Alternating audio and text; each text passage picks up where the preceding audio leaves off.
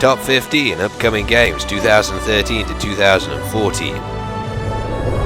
Number 15, Call of Duty Ghosts. Now, whether or not you think this game should be in this list, or perhaps that it should be higher up in the list, undoubtedly this game is going to be one of the top grossing games this year. I've put it at 15 because I want to wait and see. There's very little multiplayer footage at the moment, and that is obviously what the vast majority of people spend the most amount of time playing in the game. Single player details have of course been revealed, and the game will come out on November the 5th. The US apparently is no longer a superpower, and you're part of a band of elite soldiers called Ghosts. Apparently one of those guys is in fact a dog, or you can control the dog, as you'll see in this clip here. Nice. Where'd the other one go? Number 14, Splinter Cell Blacklist. Sam Fisher reprises his role in this game, but unfortunately it seems he took a bullet in the neck and now sounds completely different. Comes out August the 23rd, and the big selling point of this game is killing in motion, which basically means instead of just going stealthily one kill to another, you can now wipe out a whole troop of guys, one after the other, by marking like you could in Splinter Cell Conviction. Another cool little feature you may not have heard of is that if you're on the Xbox, you can call in Kinect voice distractions, which means you can shout and the guards in game will come over to where they heard the shout from instead of Sam Fisher's copyright whistle. As for the single player story, the Blacklist is a series of planned attacks on the USA, and instead of 3rd Echelon you've been upgraded to 4th Echelon, and you've got to stop these attacks. The multiplayer sees the return of the coveted Spy vs Merc mode, which compared to the NPC modes in Conviction etc. was incredibly good. Number 13, Dead Rising 3.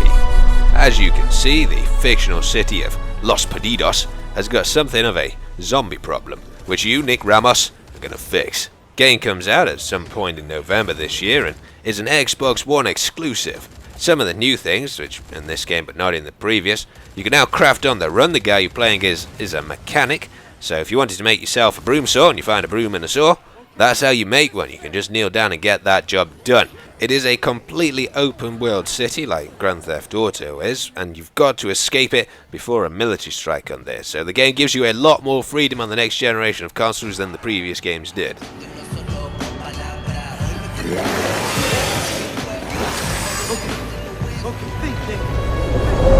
Number 12, Watch Dogs. Now this game has become something of a fan favourite. You're a sort of cyber spy kind of guy who can basically take control of the city with his mobile phone. Now some of you may disagree with the position of this game in this list, but I'm simply going by what I find to be the most enjoyable games, and to be honest, all of the games in this top 15 are pretty damn good.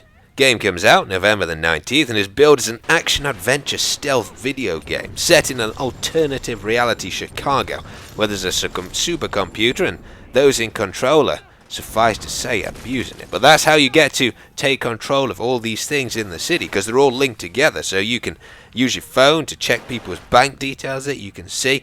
You can use it to malfunction equipment in the trailer. You sort of used it to hack traffic lights and cause a massive pile-up before eliminating one of the targets. Get out! Get out! Stay low! Number 11, Assassin's Creed Black Flag. So once again, you're a member of the Kenway family, and one who perhaps enjoys a little more unconventional fun than the rest. He's a pirate. Does that mean that we're now playing as the bad guy, or is he still the good guy, or I guess on October the 29th we find out. Turns out that Pirate Kenway has got a few friends, aside from sharks of course, like Blackbeard.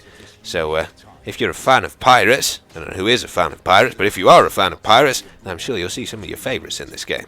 The game is supposedly broken down 60% on land gameplay and 40% ship gameplay. Now that means that you'll be sailing between 3 of the major ports in the game, which are Harrington, Kingston, and I think the last one's called Nassau. But basically you've got both land and naval exploration in this game, including, controversially for some people, whaling. So if you fancied a bit of whale, then you can now have a bit of whale.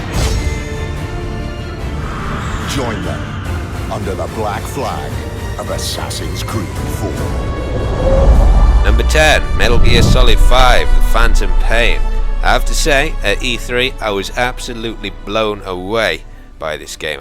It just came completely out of the blue. Comes out 2014 at some point for both the current and future generation of consoles. Now the game is supposedly split into two parts. The first part, Snake is infiltrating a Black Ops site in Cuba to extract a couple of prisoners, and I think that part is called Metal Gear Solid Ground Zeroes, and that was what a lot of people thought the title of this game was actually going to be. But the second part, the Phantom Pain part I guess, is set during the Afghan-Soviet War, of course in Afghanistan. The game is completely open world, you can attack objectives as you please in it, and if you're a fan of the previous games, there are some new but also some old faces returning, notably Snake's enemy Ocelot, who's now sort of his friend, voiced by Troy Baker, who of course voiced Joel in The Last of Us, and also Booker in Bioshock Infinite, so it seems like they're pulling out all the stops for this game.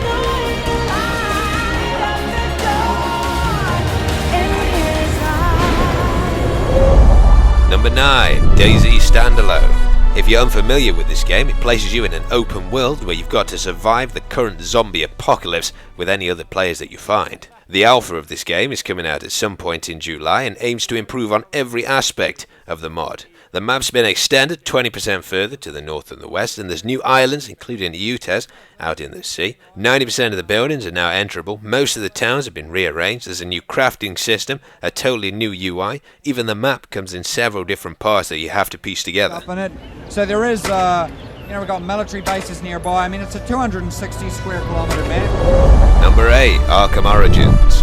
Game set 5 years before Arkham Asylum, which was probably one of my favourite games ever made.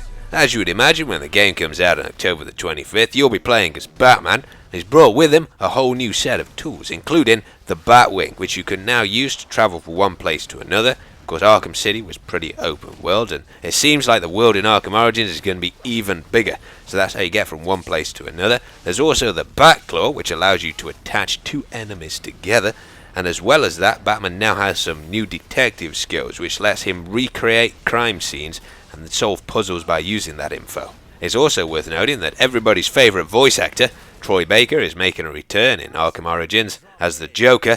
He was, of course, in Arkham City, both Harvey Dent and Robin, and a whole host of other characters as well.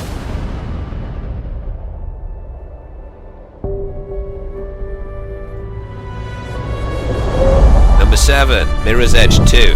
Now so far, this is the only footage we've got of Mirror's Edge 2, made of course by DICE, confirmed to be coming out at some point in 2014, but I cannot wait for this game, because the original Mirror's Edge, with its free running through a futuristic, super clean looking city, it was so different to every other kind of game that when you reprise your role in this as Faith, I'm almost guaranteed it's going to be a good time.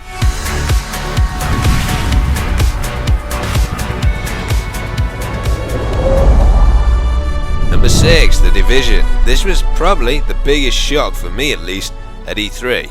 Currently only coming out on the PlayStation 4 and the Xbox One, although they are considering a petition to get this on PC. It is an MMO third-person tactical shooter. The game is set in an immediately post-apocalyptic New York, where a disease has caused society to collapse.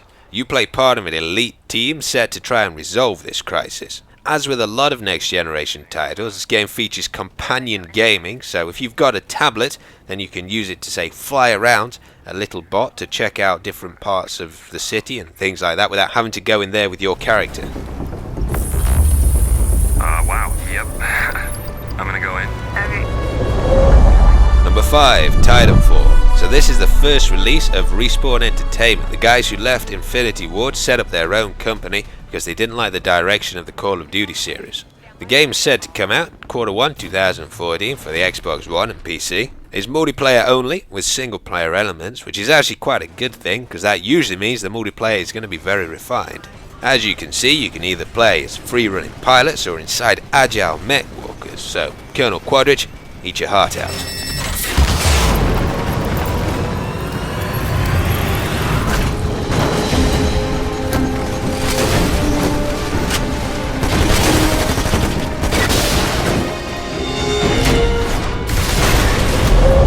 Number 4, Destiny. So this is the product of Bungie's new 10-year publishing deal with Activision. You play 700 years in the future. Humans have branched out during what was called the Golden Age to planets in the solar system. But then for some reason, there was a collapse of all of this, where all the colonies were destroyed and mankind was nearly wiped out, but was saved by a mysterious orb called the Traveller, which hovers above the last city on Earth. You play as either a hunter, a warlock, or a titan, whose job is to reinforce the city and find out what caused the collapse. So the game is dubbed to be an FPS with MMO elements, in the sense that it has a matchmaking system which actually limits the number of players you see in the world, determined by what you're actually doing in the world. It's confirmed to be coming out at some point in 2014 on both the current and future generation of consoles.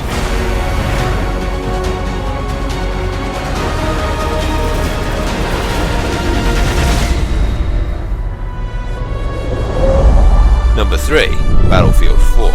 I don't think I have ever felt such anticipation for an upcoming multiplayer shooter. Battlefield 3 obviously contains some flaws, but now that this game is on the future generation of consoles and PC and the past generation, it could well become the definitive Modern Warfare shooter. It comes out on October the 29th and, to be honest, features everything that should have been in Battlefield 3. A new commander mode, the ability to swim underwater, counter knives, Frostbite 3.0 destruction. As you'll see in this video, this whole tower gets destroyed once the underlying pillars are taken out. You can also play as female soldiers, and you play as 3 factions: the US, China or Russia. From what I've seen, both vehicle and infantry gunplay is a whole lot more satisfying as well.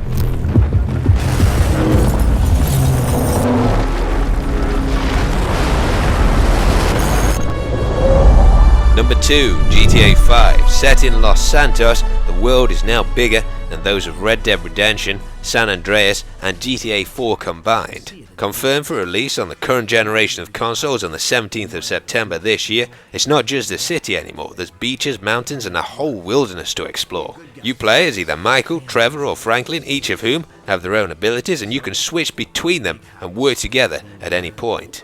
If you want something different from the main story, you can of course indulge in all the extras: yoga, jet skiing, base jumping, golf, scuba. Jim, you can pretty much do what you would do in any city. If you get bored, which is unlikely, why not buy yourself some property?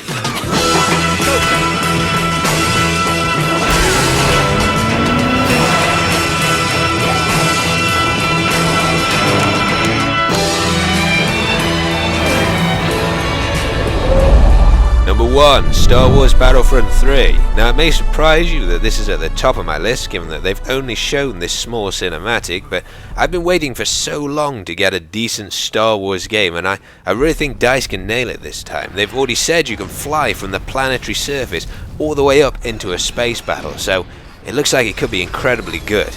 But thanks for watching guys, I hope you enjoyed the video, and I'll see you in the next chapter.